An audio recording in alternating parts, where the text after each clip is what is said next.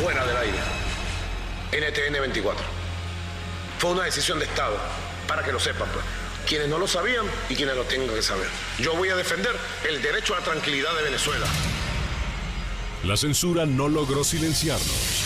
Hablan de un plan de pacificación. El bloqueo de nuestra señal en Venezuela tampoco logró que los ciudadanos perdieran su derecho a ser informados. En la mitad de la transmisión y justo cuando la información era clave. Nosotros habíamos comenzado el cubrimiento desde temprano porque empezamos a ver la cantidad de gente que asistía a la convocatoria de los jóvenes, febrero 12, y también de la oposición. Entonces nos pareció pertinente estar ahí. De todas maneras, desde el día anterior, nuestro corresponsal Carlos Eduardo Sánchez en Caracas ya estaba asignado a esta misión. Obviamente también estábamos cubriendo la marcha oficialista, que bueno, son estas marchas que siempre se oponen a las otras, pero bueno, también estábamos siguiendo esa marcha, pero por la tarde, cuando ya vino la desestabilización y comenzaron los actos de violencia.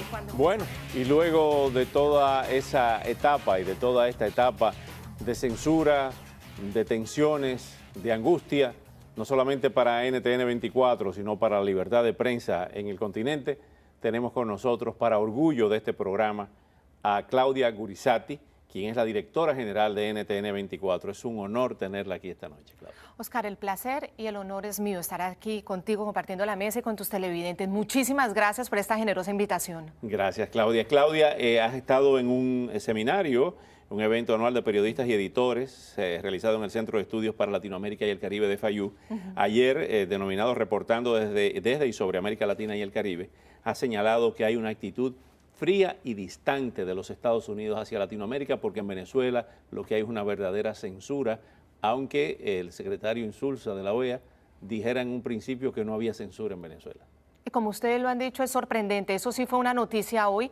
No esperábamos que el secretario de la OEA, José Miguel Insulza, tomara partido finalmente. No sabemos hasta qué punto, con qué profundidad, pero bueno, por lo menos fue interesante que él recordara también ese episodio en el que otros países también le han cedido el asiento a las personas, así pertenezcan a otra nacionalidad, o a los líderes políticos que están apoyando, como es el mismo caso de Venezuela. Claudia, ¿qué es NTN 24 y qué es lo que determina que fuera censurada, sacada del aire en Venezuela? Yo lo que creo realmente es que el gobierno venezolano, el régimen venezolano, solamente tolera medios que pueda controlar. En la medida en que pueda estar dentro de la dinámica de los intereses del gobierno venezolano, es aceptado que ese medio esté, si no le incomoda. La información normal, cotidiana, como la vivimos nosotros los periodistas, que vamos a la calle, tomamos las versiones, escuchamos al oficialismo, también escuchamos a la oposición, no les interesa, porque obviamente tiene un proyecto político muy claro. La falta de división de poderes en Venezuela es evidente. Todos esos mínimos democráticos empiezan ya a estar en los niveles en los que uno ya se pregunta si definitivamente hay vías democráticas o no las hay. Y entre ellas está también el respeto a la libertad y a los derechos civiles. Al no haber división de poderes, al cerrar los medios de comunicación que resultan incómodos, pues se sienten más cómodos para tomar sus decisiones. Cuando los dictadores tratan de censurar totalmente a la prensa, yo recuerdo la frase del arzobispo de París cuando Napoleón se autoproclamó emperador, que decía: ¿por qué no viene el Papa a coronarme? Y el monseñor le dijo: emperador, deja a la iglesia tranquila, que ni siquiera nosotros los curas la hemos podido destruir. Y eso mismo le dijimos a Noriega cuando dijo: yo destruyo a la prensa así en Panamá. Le dijimos ahí unos periodistas que estábamos cuando el intento en octubre del 89, 2 meses antes, de Moisés Giroldi de derrocar a Noriega, le dijimos: general, deja a la prensa tranquila, que ni siquiera nosotros los periodistas la hemos podido destruir. Hay dictadores que crearon periódicos, como fue Somoza con el periódico Novedades, Trujillo con el diario El Caribe y el diario La Prensa de Nueva York, que fue con dinero de Trujillo, Fidel Castro, Granma. Sin embargo, no han podido destruir a la prensa. ¿Cuál ha sido la estrategia de NTN 24 para seguir saliendo del aire? ¿De dónde están saliendo ustedes? Oscar, qué interesante además este recuento que haces históricamente, porque no han podido destruir a la prensa en esos tiempos. Y yo hablo de esos tiempos que no son muy lejanos, pero muy distintos a lo que estamos viviendo actualmente. Ahora además hay redes sociales. Es decir, la comunicación no se rompe, a pesar de que cierren medios, a pesar de que no haya papel para los periódicos, no se rompe porque existe Internet, porque existen las redes sociales, porque existe Twitter, porque existe Facebook, y a través de esas ayudas, los medios tradicionales nos hemos también apalancado cuando el acceso a la información ha sido un imposible. ¿Cómo? Para hacerlo profesional, a través precisamente del proceso que como periodistas profesionales le damos a ese periodismo ciudadano o a esas personas que sin ser periodistas sencillamente son testigos en la calle. Pues de esa manera, Oscar, nosotros estamos ampliando nuestra plataforma digital. Esto nos obligó incluso a ampliar el grupo de reporteros para la plataforma digital y lo estamos haciendo en Venezuela. ¿Cómo cubren a Venezuela? ¿Cómo se reconfirman las fuentes y ese tipo de cosas?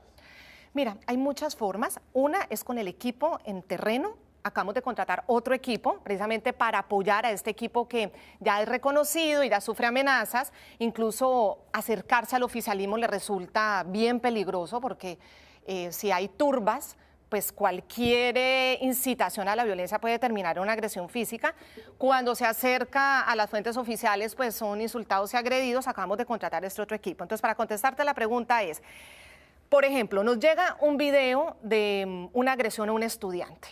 Buscamos desde nuestro centro en Bogotá, en Estados Unidos, a los familiares por teléfono, los ponemos en un Skype, nos cuentan si efectivamente esa persona sí es o no es, o el protagonista del mismo video, o un familiar. Confirmamos si es verdad y nuestros periodistas en terreno también acuden a buscar a estas personas para que nos expliquen realmente desde el punto de vista de ellos qué ha sucedido. Y lo hemos hecho así, hemos ya documentado más de unos 20 casos de agresiones concretas, con las mismas personas que las sufrieron o si están encarceladas y están incomunicadas con los familiares que saben que fue esa persona cercana a la que la sufrió. De esa manera, por ponerte solo unos ejemplos. Claro, Claudia, evidentemente que muchas veces más terrible que la censura es la autocensura y precisamente el riesgo que tú acabas de citar, que acercarse a los voceros oficiales identificándose como un medio como NTN 24 es un riesgo tremendo de agresión y de todo. ¿Cómo precisamente evitan ustedes que esos grupos de ustedes que están en el terreno se autocensuren? Yo creo que es con voluntad y con apoyo de las directivas desde donde nosotros estemos, llámese Bogotá, llámese Estados Unidos, llámese Panamá.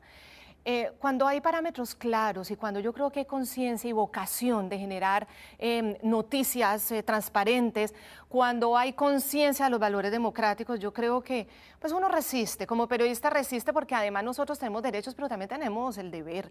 Cuando las democracias se debilitan, cuando hay autoritarismos, cuando hay gobiernos que aprovechan la debilidad del otro, de la sociedad inerme, el periodista finalmente tiene que cumplir la función de hacer la denuncia y hacer la crítica. Hablando de esa función y de esa crítica, ¿a qué atribuyes, lo has dicho, fría y distante a la actitud de Estados Unidos ante la crisis sudamericana? ¿A qué atribuyes esa, yo no quiero usar la palabra desdén, pero esa tortícolis para no mirar hacia Latinoamérica de la gran prensa norteamericana?